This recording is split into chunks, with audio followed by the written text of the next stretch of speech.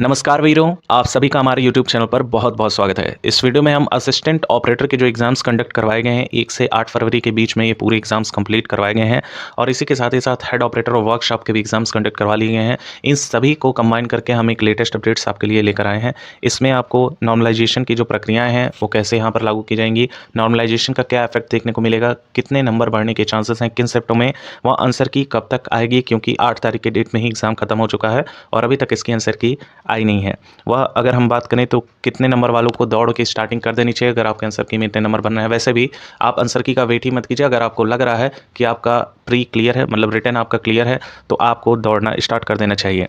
और जो अभ्यर्थी अभी वेट कर रहे हैं तो कहीं ना कहीं उनके दिमाग में ये संशय है कि उनका यहाँ पर क्लियर होगा कि नहीं। जहाँ संशय आ जाता है वहाँ पे कहीं ना कहीं डाउटिंग शुरू हो जाती है और डी ग्रेडिंग वहीं से स्टार्ट हो जाती है। तो आप अपने संशय को दूर रखिए और अपनी प्रिपरेशन स्टार्ट कीजिए, क्योंकि आप अगर दौड़ कर लेंगे तो डेफिनेटली जो कांस्टेबल 100% जितने भी अभ्यर्थी असिस्टेंट ऑपरेटर का एग्जाम दिए हुए हैं उन्होंने कांस्टेबल तो जरूर अप्लाई किया होगा, क्योंकि 25 ईयर्स तक जो है वहाँ पर रिक्वायरमेंट मांगा गया है। वह ओबीसी और एससी के लिए तो एक्स्ट्रा जो है उसमें एज रिलैक्सेशन भी दिया गया। तो ये अगर आप अभी करते हैं तो आपका उसमें फ़ायदा देगा। चलिए दोस्तों, वीडियो को स्टार्ट करते हैं। काफ़ी ज़्यादा इंपॉर्टेंट ये वीडियो रहने वाली है। वीडियो स्टार्टिंग करने से पहले आपको बता दें, आपके ज्वाइनिंग तक लेटेस्ट अपडेट्स हम आपको प्रोवाइड करेंगे, तो चैनल को तुरंत सब्सक्राइब कर लीजिएगा और वीडियो लाइक करने में बिल्कुल भी मत चूकिएगा। सबसे पहले हम पूरे प्रोसेस की बात करते हुए एकदम लाइन बाय लाइन चलेंगे और इसमें किसी भी तरह का कोई भी एक्स्ट्रा आपको नॉलेज नहीं दिया जाएगा।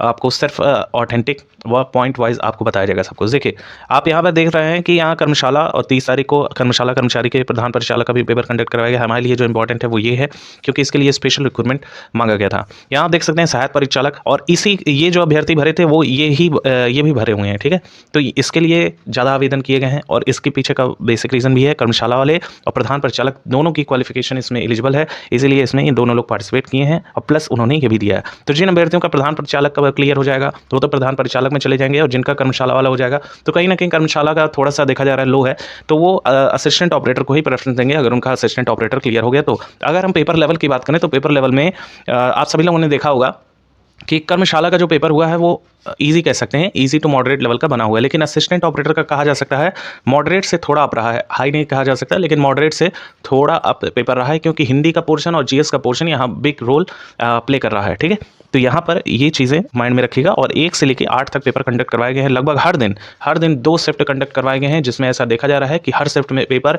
लगभग एक स्तर का रहा है।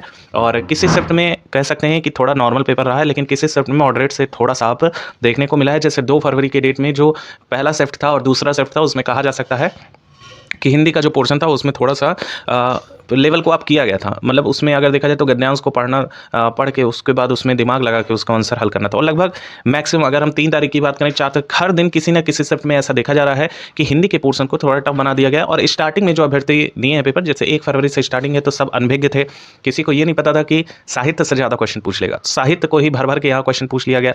लगभग हर शिफ्ट में देखा जा रहा है 5 से 6 क्वेश्चन, किसी में 8 क्वेश्चन साहित्य के ही डाल दिए गए हैं। तो इससे जो नंबर ऑफ क्वेश्चन हैं जो आपके एक्यूरेसी है वो यहाँ पर घटी है, और जिसकी वजह से कहा जा सकता है कि यहाँ नंबर कम हुए हैं हिंदी में। चूंकि नेगेटिव मार्किंग नहीं है तो ये बहुत बड़ा रोल प्ले करता है आपके सिलेक्शन में। और अगर हम बात करें यहीं पे तो एक अच्छे खासे स्टैंडर्ड का पेपर हुआ है और 2.5 अंक हर क्वेश्चन पे दिए जा रहे हैं। इसके साथ ही साथ नेगेटिव मार्किंग ना देखने की वजह से सभी क्वेश्चन अटेम्प्ट हुए हैं। अब दोस्तों आगे की बात कर लेते हैं। ये जो है बेसिक है, और देखिए हर शिफ्ट में एक बेस्ट स्कोर यही रहा है कि हिंदी में जो 40 क्वेश्चन पूछे गए हैं उसमें 28 के अब अगर किसी का भी जा रहा है, किसी का खराब भी हो गया हिंदी, तो ये मत समझिएगा सिर्फ आप ही का खराब हुआ है। सभी स्टूडेंट का लगभग जो स्टूडेंट मतलब ऊपरी तौर से पढ़ा है, मतलब बेसिक का अगर देखा जाए तो जो सिलेबस में दे रखा है तो उसमें आप ये छोड़ देते हैं, जैसे कि पुरस्कार हुआ या फिर कृतियाँ, ये छोड़ देता है और आदमी जो बाकी के सिलेबस होते हैं उसको कवर कर लेता है। इसी का जो है बड़ा इफेक्ट देखने को मिला है। तो हिंदी में अगर 28 के ऊपर भी जा रहे हैं, आपका थोड़ा पेपर हिंदी का खराब हो गया है, तो घबराने की कोई जरूरत नहीं है, सबका लगभग इतना रहा है। देखिए ओवरऑल समअप करें हम तो ओवरऑल में लगभग सभी के जो आपके आंसर की आएंगे, देखिएगा आपका 260 प्लस सभी का जाएगा। अगर हम 100% की बात करते हैं तो 100% में से लगभग 75% जो स्टूडेंट हैं वो इसको क्रॉस कर लेंगे, इस क्राइटेरिया को वो बहुत आसानी से क्रॉस कर लेंगे। लेकिन जो इसके अबव जाएगा, यानी कि अगर हम बात करें जो एक सेफ स्कोर रहेगा 280 के अप्रॉक्स एक सेफ स्कोर माना जा सकता है। अगर जनरल कैटेगरी की हम बात करें तो जनरल का क्या कट ऑफ जाएगा, इसको अगर आप देखिए तो 290, जो भी कह रहा है कि आंसर की आने के बाद मेरा जो है 340 प्लस चला जाएगा, 320 प्लस चला जाएगा, ये सिर्फ उड़ने वाले लड़के होते हैं। जब आंसर की आएगी तो आप देखेंगे कि बेसिक क्वेश्चन भी आपका गलत हो गया है। ऐसे जो है मानवीय त्रुटियां होती रहती हैं। एग्जामिनेशन हॉल का प्रेशर बहुत ज़्यादा होता है, जो एग्जाम देता है उसको पता है।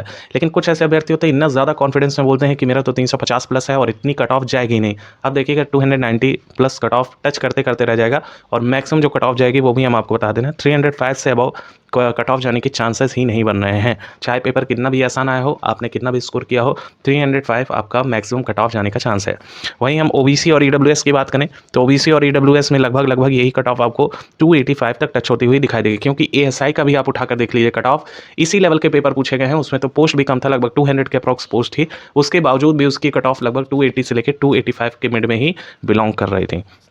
नेक्स्ट अगर हम बात करें तो एससी कैटेगरी के साथ ही 275 के अप्रॉक्स, और एसटी के जिनके भी स्कोर बन रहे हैं 260 प्लस, वो अपना एकदम दौड़ स्टार्ट कर दीजिएगा। आंसर की आप लोगों का विद इन 5 डेज़ के अंदर अब रिलीज़ कर दिया जाएगा, यानी कि आप लोगों का जो आंसर की है वो 20 फरवरी से पहले रिलीज़ हो जाएगा। आप अपने कांस्टेबल पर पूरा संपूर्ण अपना झोंक दीजिए, आप बस कांस्टेबल निकालना ये सोचिएगा, क्योंकि आप खुद जान रहे होंगे कि इसमें अगर पोस्ट की हम बात कर लें तो पोस्ट आप देख पा रहे हैं कि 1374 पोस्ट है, और 1374 पोस्ट के लिए अप्लाई करना है तो 3,89,711 जो है पोस्ट हैं।